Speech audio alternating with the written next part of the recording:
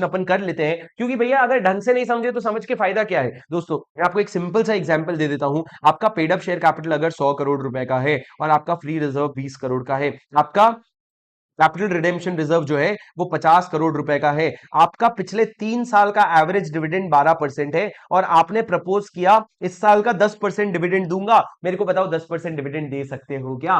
पिछले 3 साल का एवरेज 12 है। मैं आपको बताता हूं तीनों रूल कैसे चेक करते हैं। रूल नंबर 1 कि एवरेज डिविडेंड से ज्यादा नहीं होना चाहिए। एवरेज डिविडेंड कितना है? 12% का, तो 12% से ज्यादा नहीं होना चाहिए। आप कितना बोल रहे हो? 10%, तो 10% आप दे सकते हो। दूसरा कंडीशन, आप अपने फ्री रिजर्व में से कितना पैसा निकालोगे? सर फ्री रिजर्व ये है, ये फ्री रिजर्व नहीं है। CRR is not a free reserve. ये जो 50 करोड़ है, this 50 crore is not a free reserve. तो दोस्तों आप अपने फ्री रिजर्व से कितना पैसा निकालोगे? सर आप निकालोगे 10% of paid up share capital plus free reserve. ये दोनों का टोटल कितना है? 120 करोड़। 120 करोड़ का 10% कितना होता है? 120 करोड़ का 10% होता है 12 करोड़। अब 12 करोड़ निकालोगे। अब आप पूछोगे सर करंट ईयर का लॉस कितना था, तो मैं कहूंगा करंट ईयर में लॉस 2 करोड़ का था। तो आप इस 12 करोड़ में से 2 करोड़ करंट ईयर का लॉस हटा दोगे और आप बोलोगे 10 करोड़ रुपए तक का डिविडेंड दे सकते हो। और तुमको चाहिए कितना था? तुमको तो डिविडेंड 10% देना था। तुमको तो डिविडेंड 10% देना था। तो सर 10% किसका होगा? 10% होगा पेड अप शेयर कैपिटल का।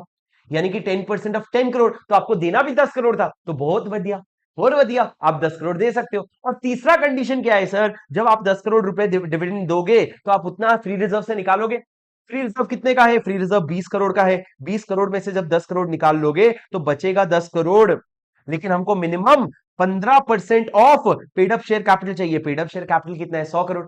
उसका 15% यानी कि 15 करोड़ का तो मिनिमम बैलेंस चाहिए। पर आपका मिनिमम बैलेंस, आपका बैलेंस 10 करोड़ बचेगा। तो ये कंडीशन सेटिस्फाई नहीं हो रहा है। तो हमने कहा बेटा, हमने कहा अब तू 10 करोड़ नहीं, तू सिर्फ 5 करोड़ निकाल सकता है। तो 20 करोड़ रुपए में से 5 करोड़ निकालेगा तो तेरा 15 करोड़ बैलेंस बचेगा।